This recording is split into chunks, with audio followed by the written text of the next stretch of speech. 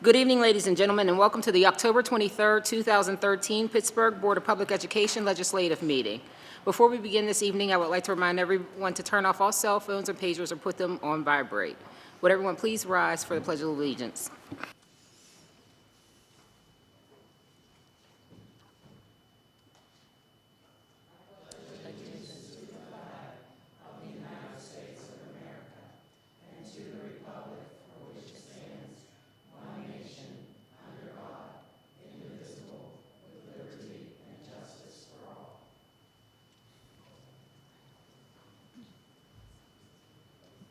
Thank you. As is our tradition before legislative meetings, we like to recognize students and employees of Pittsburgh Public School District. I'd like to ask board members to please come forward, and I will turn this portion of the meeting over to Ms. Heather Hobson. Thank you, Ms. Sheely. All across America, young people, including Pittsburgh Public School students, rose to the challenge of doing something to end youth violence.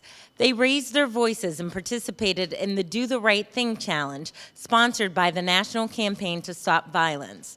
Through classroom discussions and writings, middle school students communicated what they thought should be done to reduce youth violence. In addition, they made personal commitments to do something to help solve the problem. During the 2013 school year, more than 71,000 students submitted original essays, poems, fictional stories, and plays to their local Do the Right Thing committee. Here in Pittsburgh, it was co-chaired by the Honorable Dwayne D. Woodruff and Mrs. Joy Maxberry Woodruff.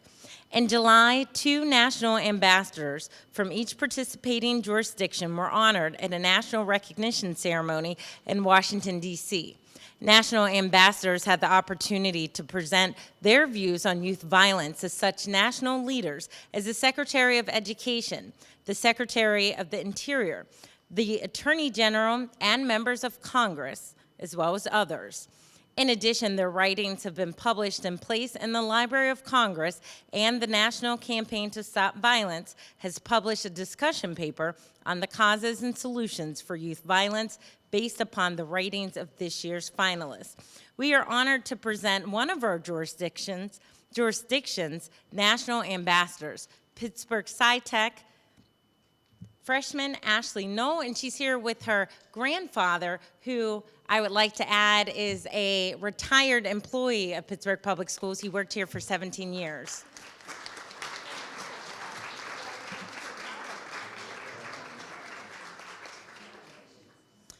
Since its inception, it is estimated that over 1.6 million students have participated in the Do the Right Thing Challenge. This concludes our presentation for this evening, and congratulations again to Ashley Knoll.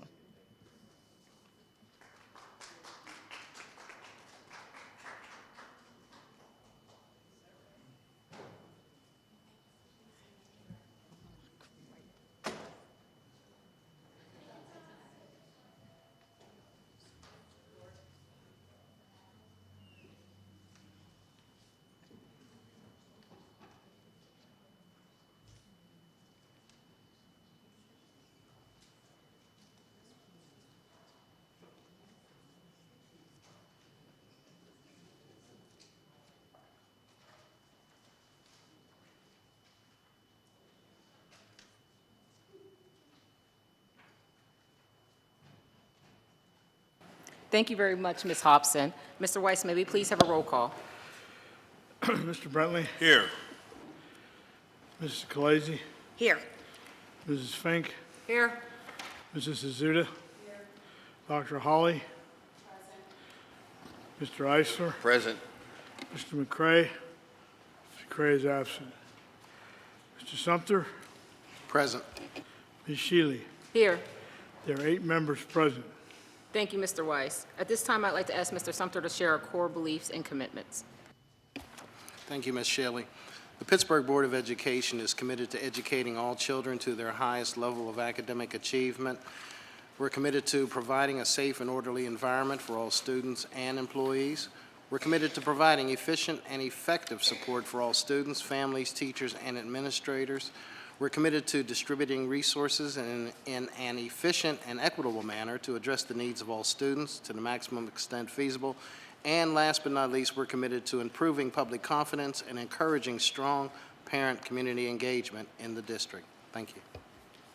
Thank you, Mr. Sumter. Will everyone please turn to the minutes from last month's? Are there any corrections, additions, or deletions? Second. Moved and seconded. All in favor, please say aye. Aye. Opposed, same sign. The minutes are approved. I would like to read the executive session statement at this time.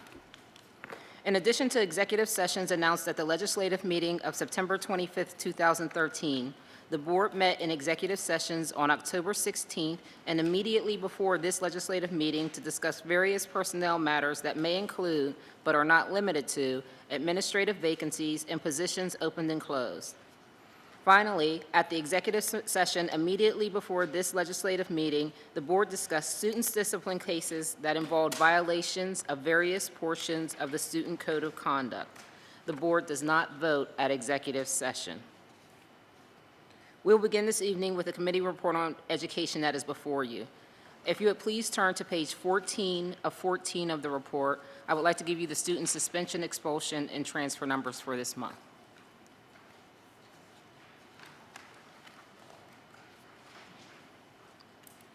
"26 students, oh, I'm sorry.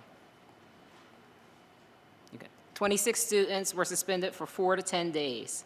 0 students suspended for 10 days and transferred to another Pittsburgh, 0 students suspended for 4 to 10 days and transferred to another Pittsburgh public school. 5 students expelled out of school for 11 days or more. 0 students expelled out of school for 11 days or more and transferred to another Pittsburgh public school. Does anyone have any items they would like to pull specifically or discuss specifically in the education report so we can focus on those first? I'm sorry, Dr. Lane, let me do that first. No, I just wanted to remind you that I will. So, do you want me to go ahead with it? All Please right. do. Okay. On item 16, I'd like to amend that item, please. And I know that one of the changes the board may want to note is this is a different account number than you saw at agenda review. This is account number for the Magna Awards, and this is, as I said, item 16 in payments authorized. And then I'd also like to read this in. Payment to KQB shall be made after receipt of the district of an invoice detailing the dates of the spots or advertisements. The invoices must state the spots that were used for Take a Father to School Day. A letter signed by a representative of KQB certifying payment for advertising shall not be credited or applied to any required or anything involving, involving a radio program. Any finances required involving a radio program. Sorry, I'm reading this by handwritten. Would you like me to read that last sentence again? Okay. Yeah, the fund line, I think we Okay. need to. I'm sorry? I think we need the fund line. The fund line is correct in the item. It's been corrected. I'm Yeah. sorry, I'm Mhm. sorry. It's Okay. been corrected. Okay. So back to my initial question. Are there any specific? Yes, Dr. Lane, please read the last line. Okay. A letter signed by an authorized representative of KQB certifying payment is for advertising and shall not be credited or applied to any financial required involving a radio program. Any finances, I believe, required involving a radio program.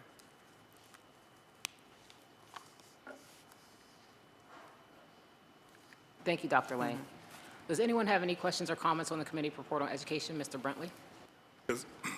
Dr. Lane, the reason for this new language is what? The reason for the new language, just to make it clear the purpose of the funding.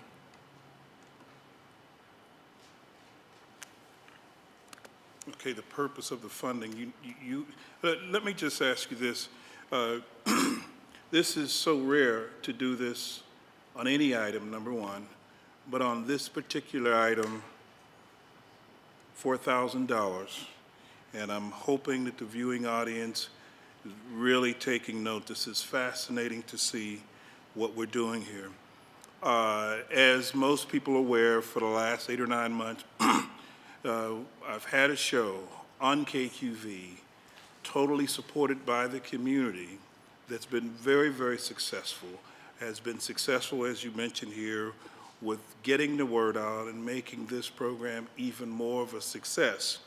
So now we're backing up and putting restrictions on how these dollars or what show they should be affiliated with the founder of the program. That is me.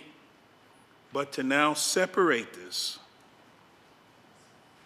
and to make it as if I am not with that is just totally unbelievable, and it's misleading. I have to ask, there was a call made to the station concerning the show. Is there a reason why a courtesy call to me could not have taken place? Mr. Brentley, I did call you. No, I'm talking about the call to the station. But you asked me, could there be a call made to you? There was a call made to you. Yeah, before the call was made to the station. Mr. Brentley, I was asked to verify something. I called the station to verify it, and I called you as well. Yes. Doctor, this is so disturbing because, oh, by the way, and let me also say, you were successful. The show is over. It's done. Based upon the call, and Mr. Weiss, you made the call as well. Based upon the call, how can you intimidate? How can you call and intimidate someone to a point over a show and state, we want documentation, notarized this? You don't require that for any other service provider. I'm so sorry to interrupt you, but the mics are somehow misset. Mr. Brentley's mic was blinking as though it was about to turn off. Yeah, can we get those checked, please?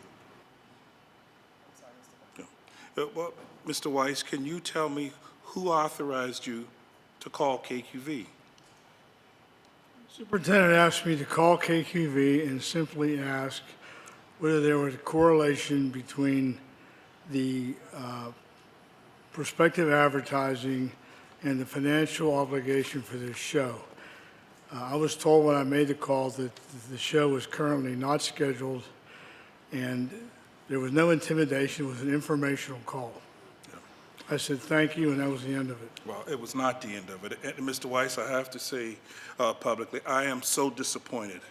Who and what business would want to be put up under that kind of scrutiny when someone calls and say, I am the solicitor, and to suggest as if something was wrong, misuse, or there could be some investigation or some issue dealing with dollars. What business person would want to put themselves under that? And to ask, we're not happy with that. I need this, and I need that, and will you sign this? And will you notarize that? And we want to. The show is over. I'm not going to put the wonderful relationship that we developed. Can't go back there now because they're scared, they're frightened because of the calls made here. And for the solicitor as well as the superintendent to not give me, the founder, the chair of this particular event, a courtesy call and say, hey, can we talk about, or do you know how, we're scheduled to tape Monday, okay? So that's canceled. I mean, just a courtesy call to me. And Dr. Lane, this is highly unprofessional, in my opinion. And to do this, to only isolate this particular event is unbelievable. And we have to emphasize, because of $1,000, keep in mind, not taxpayers' dollars, money I was able to successfully bring into this district because we made a got national recognition. Any other school district would embrace this. But I have to constantly go through these kinds of things as if there's an effort to destroy what success we've had. Absolutely unacceptable. You can withdraw this.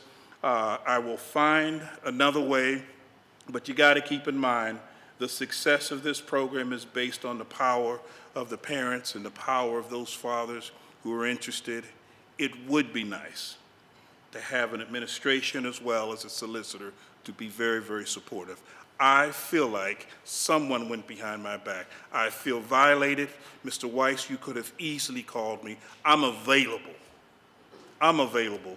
But to ruin a wonderful relationship and to ruin a show and to dissolve the show, because it's over now, you can't go back.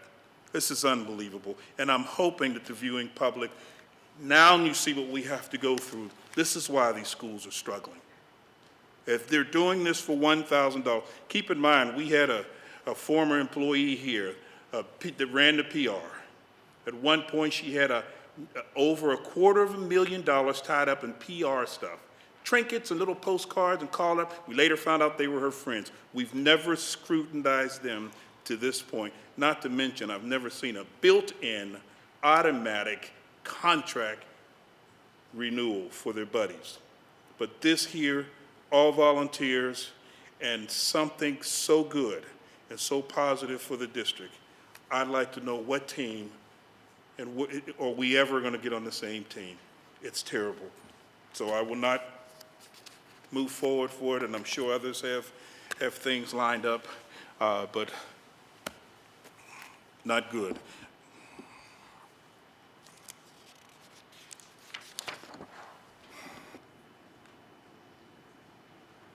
Anyone else? Seeing no other questions or comments, Mr. Weiss, may we have a roll call? Mrs. Azuda? You're not.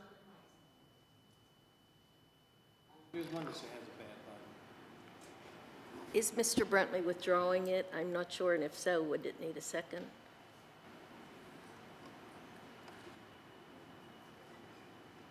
Mr. Brentley, are you making a motion to withdraw item number 16? I'm not going to make the motion. You've So the already answer is put no. those stipulations on it. It's already destroyed. So you do what you have to do. And besides that, come on, let's not act like we're all of a sudden concerned about this. It's been a target ever since this thing has started. Even the administration had issues 2 or 3 years ago. No, you vote accordingly. Do what you have to do. Mr. Brentley, you had another item? Yes, I want to also raise my concerns again about number 21. This is the adoption and revision of section 800, which is the whole list of things that my friend and colleague, Mr. Eisler, has the only authorization to do. And to those in the viewing audience, it's damn near a half an inch thick of policy changes. There's no need for a board. He says change it, they change it. And so you will be impacted by some of these things here, and it's a fascinating thing again to watch. We can sit here and act as if we're a board, but when I can't get the support as being a volunteer for $1,000 to run a program which nobody gets paid, but my colleague here can come in and change an entire sections, and then he has it backed up by the solicitor, so that means it's all good. The bottom line is that there is nothing that is absolutely mandated or saying that we have to change right now. So these are things, these are sneak changes. Hurry up and get them in before your new board comes in, and possibly a new set of eyes can look at some of these things, not to mention that an additional 30 or 40 years of educators who will be coming on in terms of their experience. We could have a different view on some things, not to mention that's a possibility. So we will move quickly on this. Another unacceptable move, will not support it. And once again, I ask you, Madam President, we're bored. You don't allow one to have an opportunity to do as he or she pleases, and you don't grant that to everyone. These are policies. You don't make policies in a bunch. And regardless of how many meetings that you've said, the majority of the public don't know anything about it. You have to take your time. More importantly, it's important to bring in others. If in less than 40-something days you'll have nearly half of this board will be new, I think it's good for the district to get their views and allow them. There is no need for this to be forced through. So I'm only expressing to you my disappointment in what appears to be the preferential treatment for my friend Mr. Eisler over other, definitely over me. I'm not allowed to do or present anything, even when it shows positive things. So I'm expressing my disappointment in terms of the leadership and not addressing it.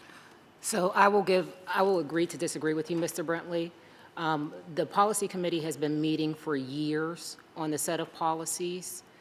We had a public meeting at the beginning of October that discussed these policies to give the public the opportunity to come. The meeting was announced, and every set of policies that have been brought before us as a set have had the same treatment. The committee, which consists of, in addition to Mr. Eisler, Mr. Sumter, and Mrs. Fink, meets with the solicitor and the appropriate staff for months upon end to develop the policy changes. Those changes are then presented to us 2 to 3 weeks before we have a public meeting for us to be able to review and digest. We have a public meeting where we discuss any issues we have with the policies. And then they are on the agenda for agenda review, where we have another opportunity to discuss any issues we have with the policies. Lastly, they are on the legislative agenda for us to vote them up or down. No one has snuck anything, in my opinion, but we can agree to disagree on that. Let me just also add that I appreciate your comments, and I know it's difficult for anyone really at this table to ever publicly disagree with Mr. Eisler. That's unfortunate, because at some point, someone's got to share with him that we're all board members. We all volunteer. We all give our time. If this is the case, then there's no need for a board. You have Mr. Eisler. He can run things. He can change things. And that's not the way it's supposed to operate. So I understand that, but I also understand he's Mr. Eisler from Squirrel Hill, so he doesn't have to never, ever respond. He doesn't ever have to give and count. He doesn't never, ever have to follow the rules that everyone has. So it will always be difficult for anyone to disagree. And if you look in the past, John Thompson found out the hard way. Thank you. I'm going to praise God right now. Mr. Weiss, does anyone have anything else on the education agenda? Dr. Holly? Yes, number 24, Dr. Lang, do you have a memorandum of understanding for this particular group, for the Hessel group? Yes, I did check on that, Dr. Holly, and there was an MOU related to On-Hand Schools and Insight, I believe is the name of it, that was from August, but it was not, it went through as a purchase order because it was under $10,000, and so that's why it did not come before the board. So the concerns that I had during agenda review, have those concerns been addressed? And specifically, About the confidentiality about of the data that's going to be generated at University Prep, and making sure that the students aren't being used in any type of research projects, et cetera. yes, what the board is being asked to approve tonight clearly is not a research project, and in fact, as you're aware, there was one that was applied for, but it did not get through IRB. So no, this cannot be used for a research project. Confidentiality agreements have to be signed, and that would be in place last time and this time as well. Thank you.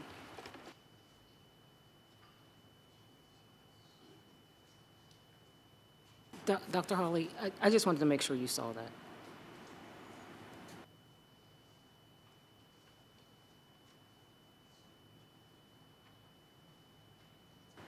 Does anyone have anything else on the education agenda?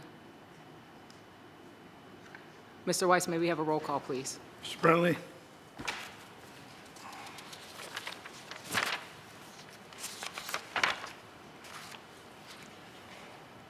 Yes on the report.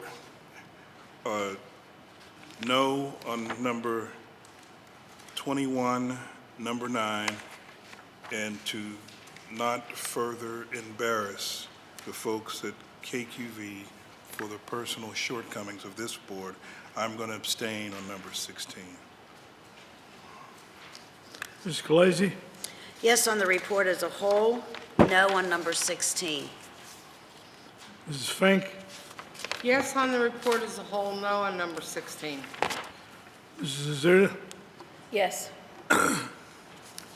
Dr. Hawley? Yes. Mr. Eisner? Yes. Mr. Sumter? Yes. Ms. Shealy? Yes. The report's approved. Thank you, Mr. Weiss. Would everyone please turn to the report on business and finance? Does anyone have any any items for discussion in the business report? Seeing none? Mr. Weiss, seeing none? Okay, Mr. Weiss, may we have a roll call, please? Mr. Brentley? Yes. Mrs. Scalise? Yes. Mrs. Fink? Yes. Mrs. Azuda? Yes. Dr. Hawley? Yes. Mr. Eisner? Yes. Mr. Sumter? Yes. Ms. Shealy? Yes. Report's approved. Thank you, Mr. Weiss. We will now move to the report on personnel. That includes addendums A and B. Addendum A does not have any items in it. Does anyone have any questions on the human resources report or the personnel report or comments? Mr. Sumter. I just want to make a comment that I want to congratulate all the ones who are retirement, but just bring attention to the fact that Marlene Harris is retiring, and I know that we're going to miss her and want to applaud her.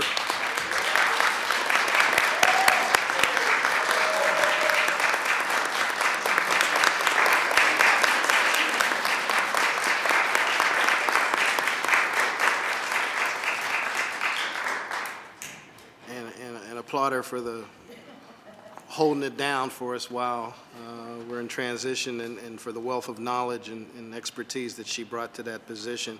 And also I want to bring attention to Kathleen Livingston. She worked in the Chartiers Early Childhood Center, and she was the one that was sending out the notices for the policy committee for the early childhood program, and keeping everybody abreast as to what was going on in events there. So I just wanted to single those two out and wish them well in their retirement.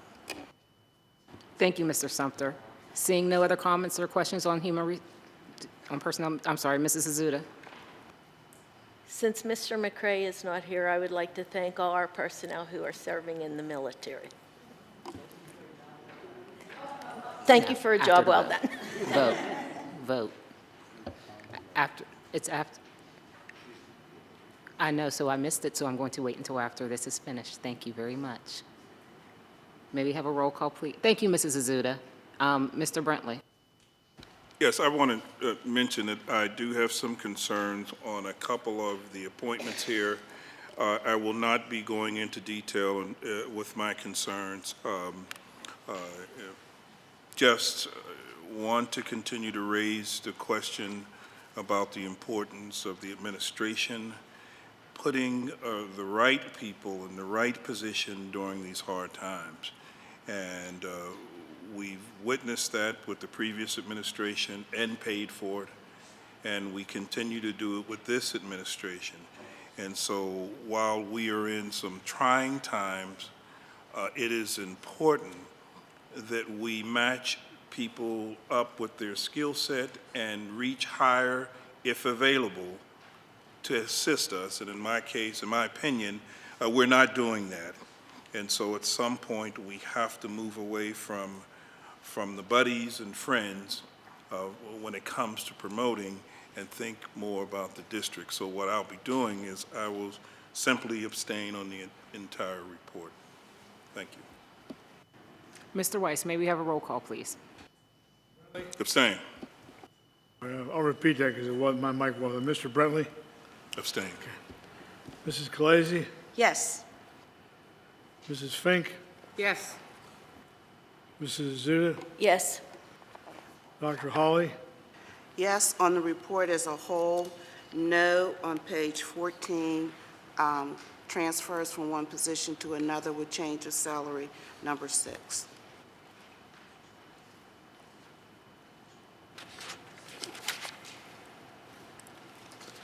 Mr. Eisner? Yes. Mr. Sumter? Yes. Ms. Shealy? Yes. Report's approved. Thank you, Mr. Weiss. Dr. Holly, I would like to turn it over to you now. I'd like to read a memorial for a former employee for the Pittsburgh Public Schools, Jackie Miles, a former Pittsburgh Public School teacher.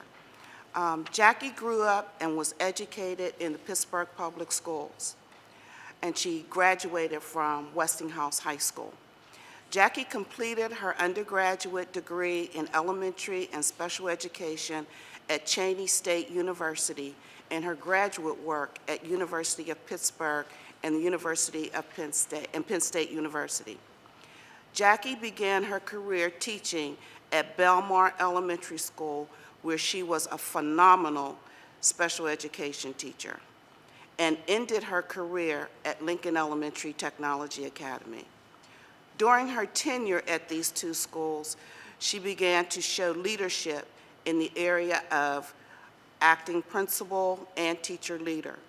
In addition to teaching, Jackie was a teacher leader, a PFT building representative, a designated responsible teacher, a PFT presenter for new teacher induction for parent-family involvement. Jackie always had a strong concern for children who required extra care.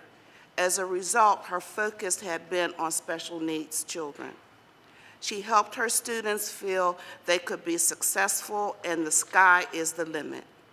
Confidence building was another concern of hers, and she addressed it by working closely with parents, letting children know how important they are, and by sharing some of her own experiences and feelings with the community and students. Calm, patient, and soft-spoken, Jackie was an excellent listener. She enjoyed being with children. This was evident by the fact that she had always been involved with children during the summers in programs such as Ozanam Preschool, Saturday Tales programs, for those of us who worked a long time ago, you know what that is, and 10 years at the East End Cooperative Ministry Summer Day Camp and after-school program. She will surely be missed for her community involvement and her love, her true love for the children and families of the Pittsburgh Public Schools. Thank you. Thank you, Dr. Holly. We will now move on to the financial report of the controller and report of the controller. Any questions, comments? Mr. Eisler. Thank you, Ms. Shealy. Mr. Joseph, we have mentioned this every month because of the reassessment that went on, excuse me, last year in real estate and how it is either affecting us positively or negatively in terms of our revenue collection. And I was wondering if you would take a few minutes, because I think it's important since we are winding down this fiscal year and going to be presenting a budget for 14, that we talk a little bit about where our revenues are this year, the actuals versus anticipated, and then do the same with our expenditures. But if you could please talk about revenues now as opposed to what was anticipated based on budget planning and submitting and voting of the budget by the board last December. Are we up in revenue collection or are we down? We're down in revenue collection. That downturn revenue collection is partially masked by the increase in earned income collections, but we are lagging in real estate revenue by around $12 million. So, I mean, we're fortunate as an area of the country to, not be seeing massive unemployment and or layoff, so that our revenue from our wage taxes has increased over what you had projected, but the real estate taxes are behind what you had anticipated. Correct. Okay. Then can you talk a little bit about expenditures? Because again, I think the public needs to know, are we planning in the next roughly 65 days and ending this fiscal year to end it even, to end it with a loss, or to end it with a surplus? Well, it's a bit too early for me to answer that, but we look like we're going to finish within projections. And have you been, and I don't mean to put this on you, but also as a representative of the superintendent, have you been seeking ways to decrease expenditures? Yes, we constantly look for ways to decrease our spending. Great. Thank you. Thank you, Ms. Shealy. You're welcome. Any other comments or questions on the financial report? Seeing none, there are no new business items before us this evening. Are there any items that require a board vote to come before us? Mr. Rentley. Yes, I have my annual resolution I'd like to put forward. This is concerning the Pittsburgh Public Schools de-emphasizing the negative activities associated with Halloween. As you look all across this country, different school districts are finding a creative way of not promoting such what appears to be in some cases a pretty bad or sometimes violent kind of activities for a particular holiday. On the board's website, we are putting information out and promoting the ASK campaign. ASK is an acronym, that's ASK, meaning Asking Saves Kids, and that is a campaign, which is a wonderful campaign, I guess, beginning to ask about violence and guns and that sort of stuff, and I guess the whole purpose behind it is to ask and get kids talking and getting them to act and be responsible in a responsible way. Well, if you're going that far to do a campaign about asking kids to talk about gun violence, then why would you take one day out of the year and promote kids going to strangers' homes, knocking on doors, and asking for a trick or a treat? It is up to the family and the community if they support that. I am not here knocking this so-called holiday off the calendar. I am only here putting something forward, suggesting our role in promoting this. If one child out of 26,000 come back hurt or injured because he or she participated in a Halloween celebration in school, we should feel bad. And so what I'm simply suggesting is that we find a way, keep it on the calendar, but you emphasize the harvest. And there are a lot of districts that are being very, very creative and simply just flipping the script, getting away out of the promotion of the violence and the trick and the treats and that sort of stuff. Our role and responsibility is supposed to be educating, and then of course, if you do it this way, it is a wonderful way to educate and to also get some of our creative teachers to also add in their curriculum some additional information concerning the harvest. And so I want to put this on the motion, on the floor, to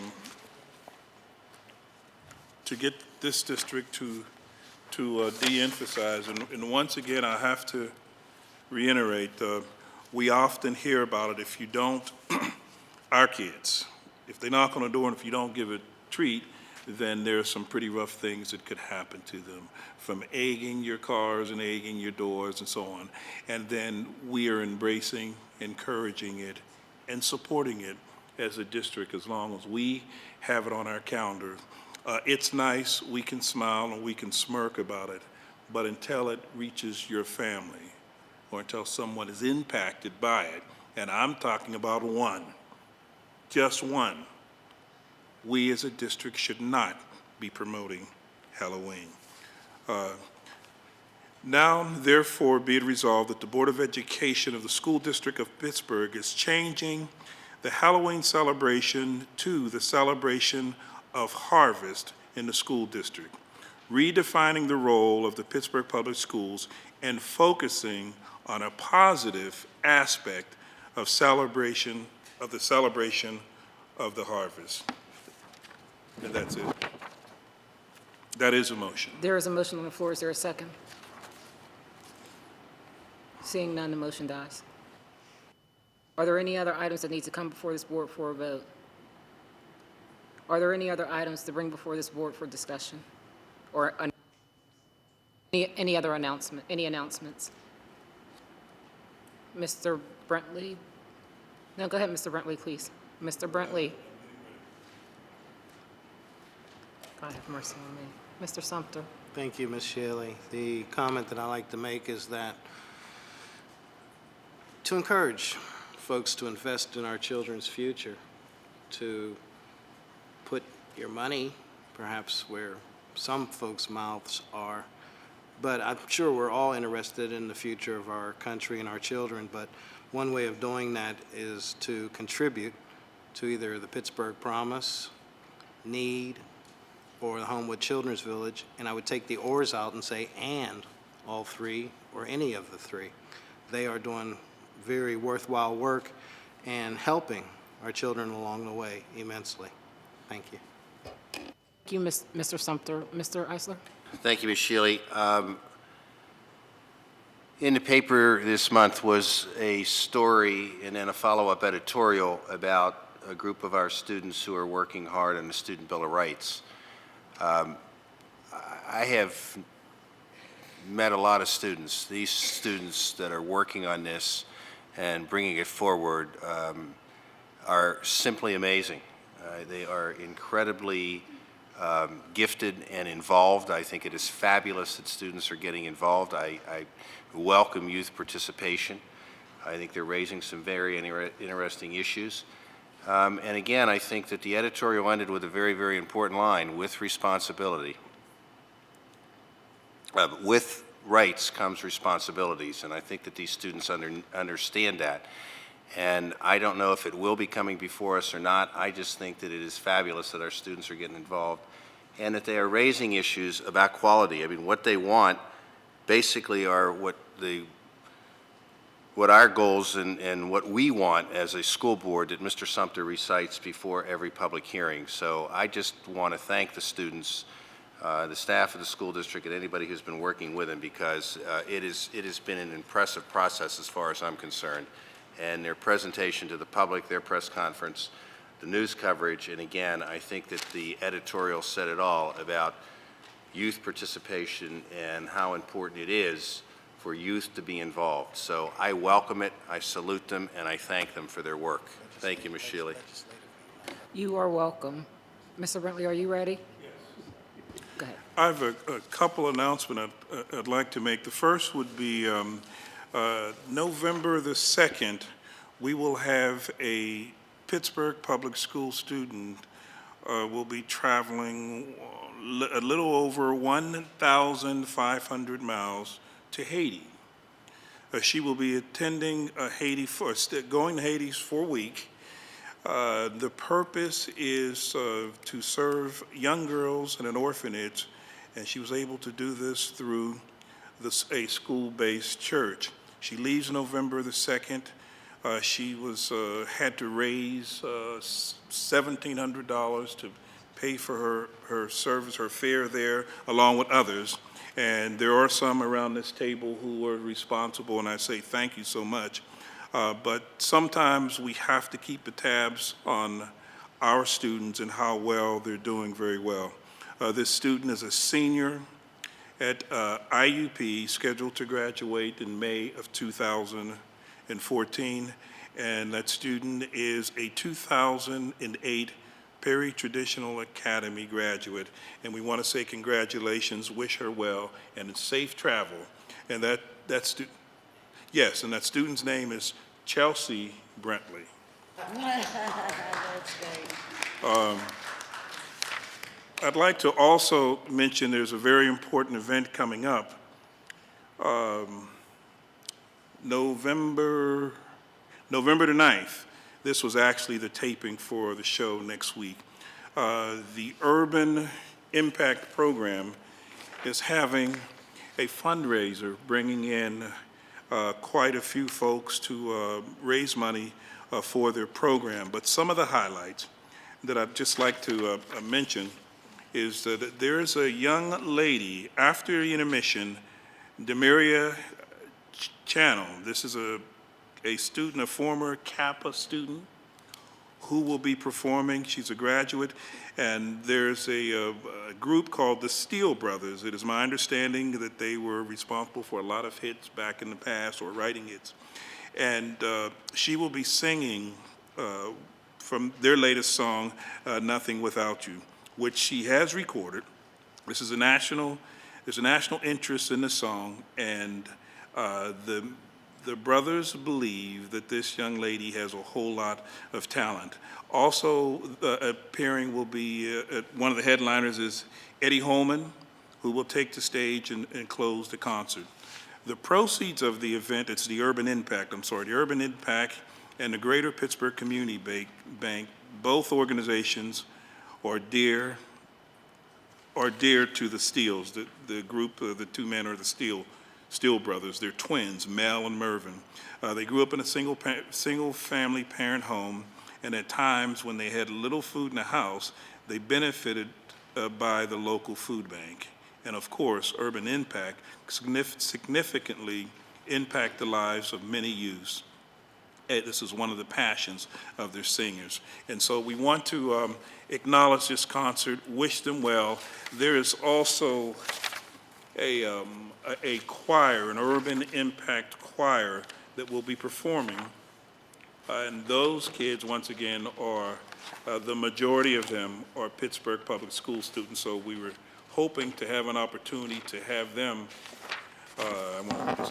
hoping to have an opportunity to allow them to talk about that on the radio. Let me just read this a little easier.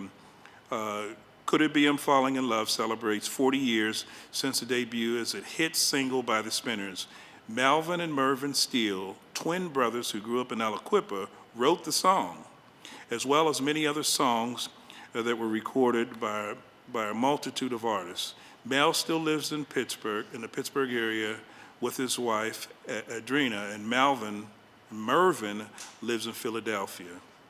Mel and Adrena have a heart for youth. They are involved in a scholarships fair that takes place in the fall of each year, which you may have heard about already. Mel often, in his own time, he tutors students and so on. And so it goes on to give you a whole lot of good things about it. But it's a wonderful event, and we need to wish our students well, because they will be performing for some of them for the very, very first time. The next thing I want to mention is December the 7th is the, let's see if I get this right, is the Alpha Kappa Alpha ICE Cotillion. And the cotillion this is a formal presentation of young ladies to this, to society. And I'm just going to read a little note that she has here. There are so many Pittsburgh Public School students in the district that are participating. Alpha Kappa Alpha ICE has collaborated with Obama and Dilworth. Currently, we have the emerging young leaders at Obama. ICE has a group that meets on Saturdays at Obama called the Pearl Academy. Most of these girls are Pittsburgh Public School students. They have worked with the students and staff in Dilworth on a joint food drive where for the past 2 years they were able to distribute over 130 baskets for needy veterans and their families as part of the Martin Luther King Day of Sharing. Culminating activities is a Sunday supper. This year, they've held a job fair. But just to give you a list of some of our students who will be participating, this is a formal event.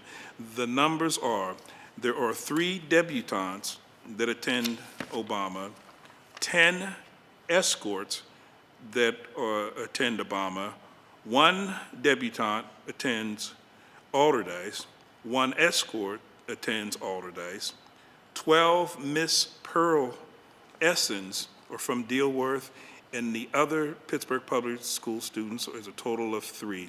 And the Miss Pearl escorts are now where they're taking young girls, I believe, between the ages of 6 and 12. And it is something that you really have to see. I do have a book from 2 years ago, more than 2 years ago. It is a wonderful event. And Dr. Lane, I need to give you this information as well as anybody else in your administration because, and I'll pass this down if somebody wants to take a look at it, but they really profile our young ladies and they show their bio and they talk about what they're getting ready to do. And I wish we can just expose more of our students to this. Not to mention they undergo, I think, about 16 weeks of every Saturday where they're training and they're teaching them how to be ladies and how to speak properly and how to dress. And so it's a wonderful, wonderful thing, but here's information on the ads, and I would hope that the district would become one of their sponsors since most of our kids are active and involved with that. And I have the ad information. The other question I want to raise is the public hearing we recently held. There were a couple of speakers that spoke concerning Propel. And I am raising some questions, and I'd like to ask a few questions concerning the Propel in Hazelwood. It's been somewhat of a secret. I haven't heard about it until we recently found out that there will be a Propel school in the district, and it seems like we voted it down, it was challenged, and then somehow it passed. Mr. Weiss, can you explain publicly how that happened? The board the district conducted a review of the Propel Hazelwood application. There was a public hearing as mandated by the charter school law. The board, under that law, has 45 days in which to take action on the application.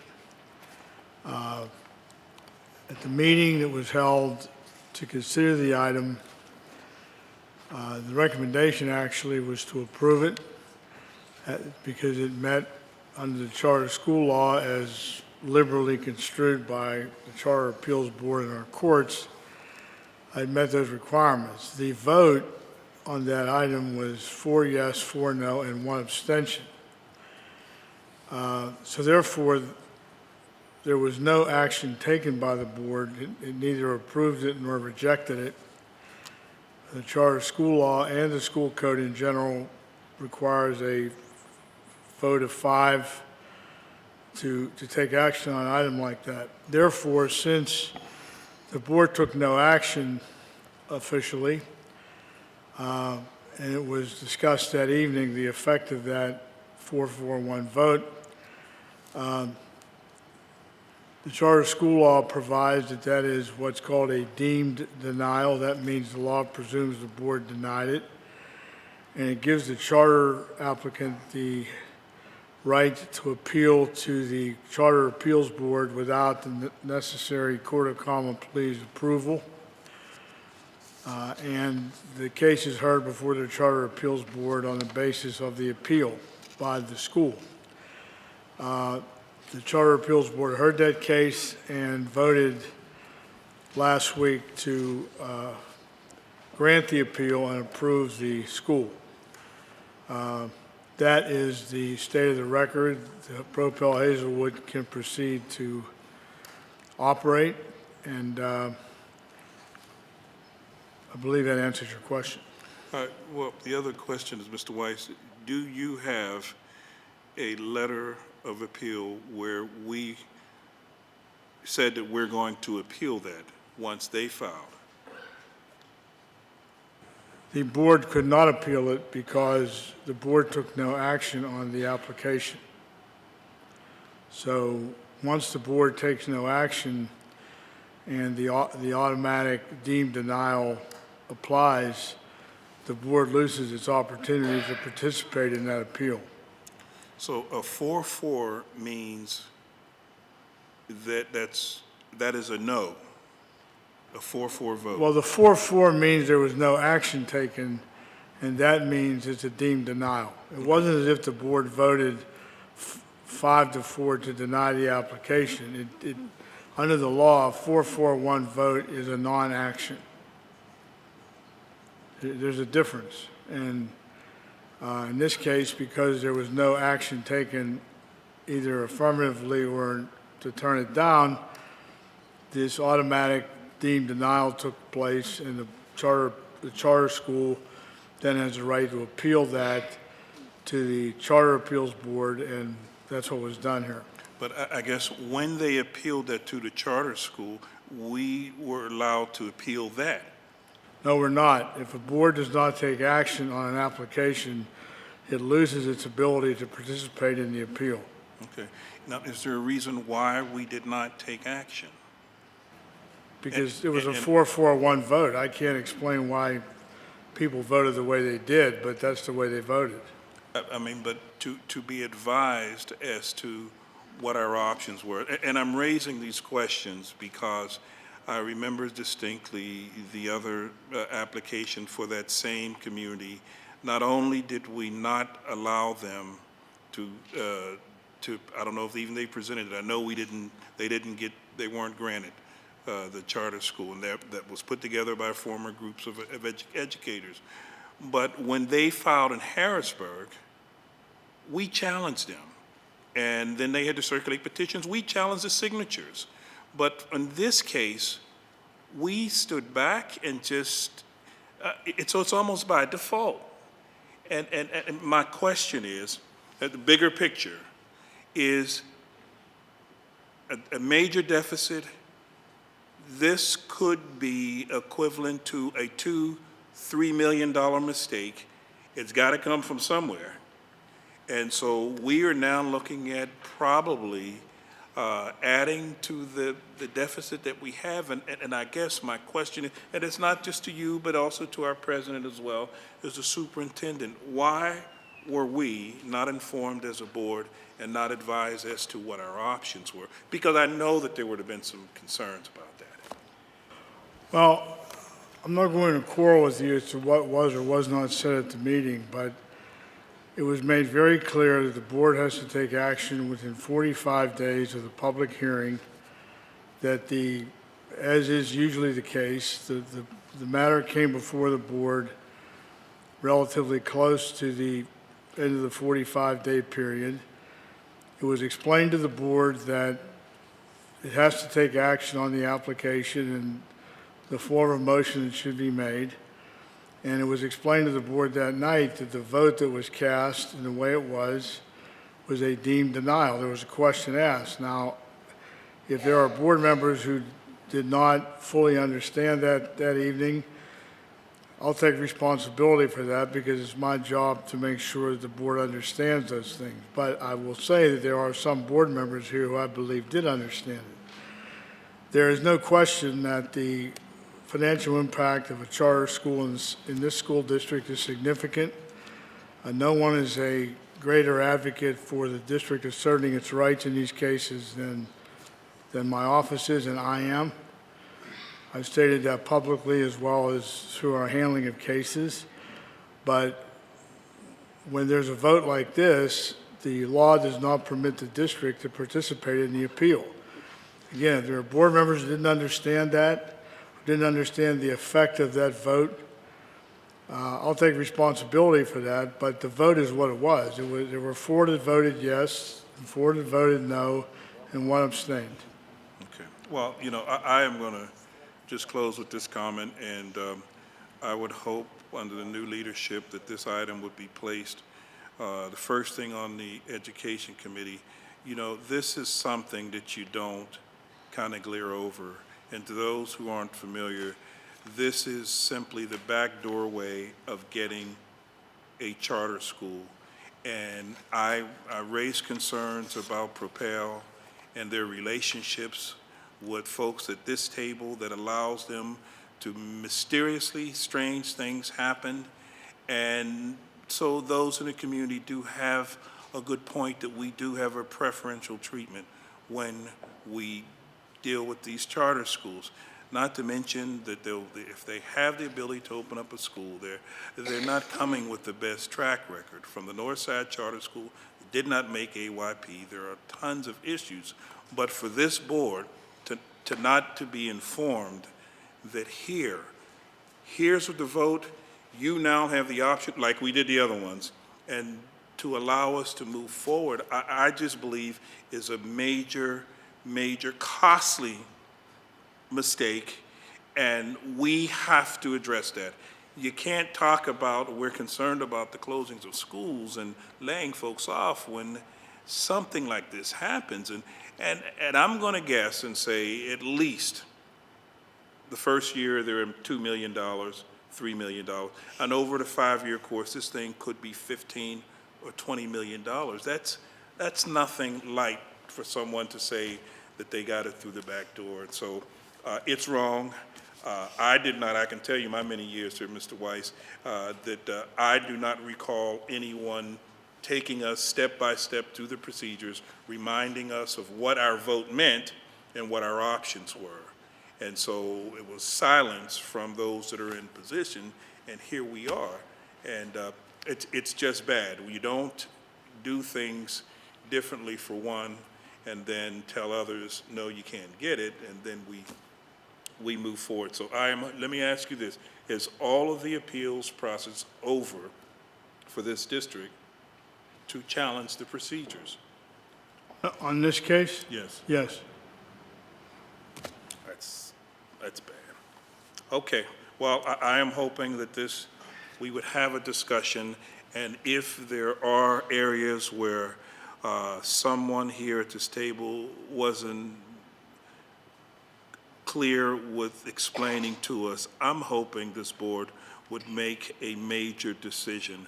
You cannot continue to do this and to allow folks to just come in. We don't mind. If you do it and get it and pass it the honest way, that's fine. But this is through a different kind of way, and now we can create additional problems. I got to tell you again, I did not know, was not informed. I thought we should have somewhere within this leadership explain the impact here. And so this can and probably hurt. So disagree. Thank you very much. Thank you. Dr. Hawley? I want to echo Mr. Eisler's recommendation that we work very diligently with the teen bloc with their campaign of "We Deserve to Be Served." I was with them yesterday evening for some time as they explained to me about their campaign and their Student Bill of Rights. I am asking the board to invite them in to explain their Bill of Rights to us and actively support the students' voices in what they feel is necessary for the school district and for the community to do for our children. Every high school is almost represented. I encourage them to make sure that every high school gets a chance to have a voice in this new Bill of Rights.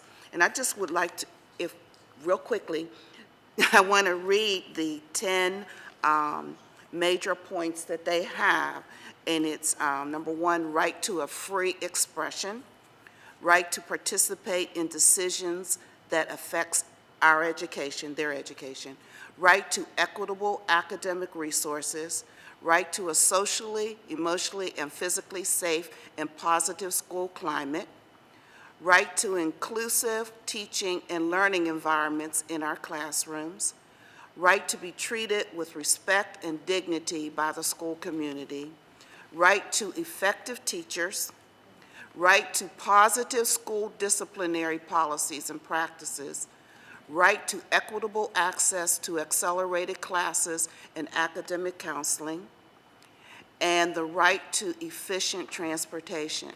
I don't think anyone at this table or in the community can say that we're not in agreement with these 10 elements that they're bringing forward. How they do that depends upon how we as adults address their issues and work with them in concert on these 10 items for their Bill of Rights. So I'm willing to work with them.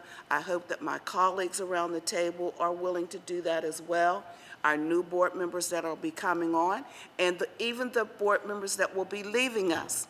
I hope that you will also participate in this activity as well, so that we can make a smooth effort to service all of our children in the Pittsburgh Public Schools. Thank you.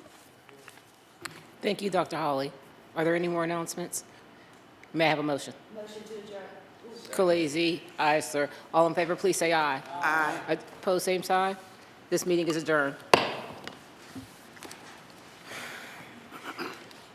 Good evening, and welcome to the Pittsburgh Mount Oliver Intermediate Unit meeting of October 23rd, 2013.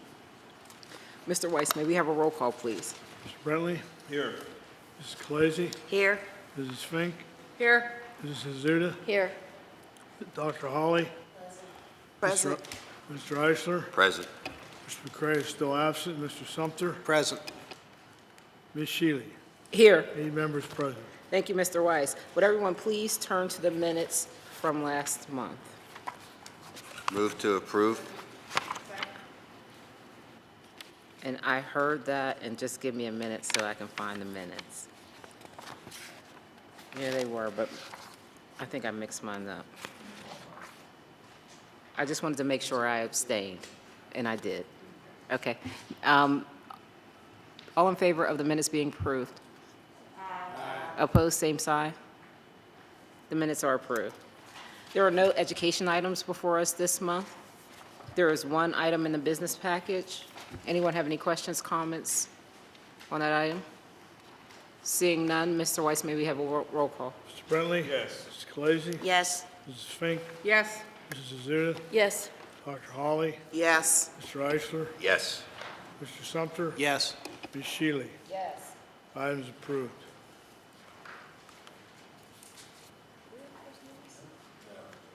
There's no personnel report. Khaleesi? Eisler? All in favor, please say aye. Opposed, same side. This meeting is adjourned.